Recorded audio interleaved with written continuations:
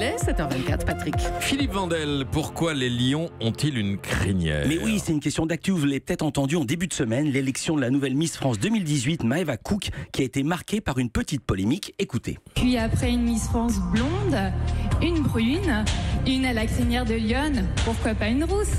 Oui, alors c'est une micro-polémique d'abord, mais il y a quand même un problème, c'est que les lions n'ont pas de crinière. Effectivement, on peut rien vous cacher, ce sont les lions qui portent cette grosse touffe de poils qui orne la tête et le cou de certains mammifères, dont le lion donc. La présence ou l'absence de la crinière, sa couleur, sa taille, sont liées à plusieurs paramètres, la génétique, la maturité sexuelle ou encore la production de testostérone.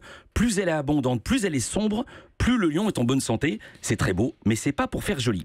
En fait, la crinière est un accessoire indispensable pour les lions car ils se battent à coups de dents pour blesser ou pour tuer leur adversaire et la crinière du lion est une protection. Mais alors pourquoi les lions ont une crinière pour se protéger, pas les tigres par exemple? Eh bien parce que cette crinière n'est pas pratique pour le reste d'activités, à commencer par la chasse.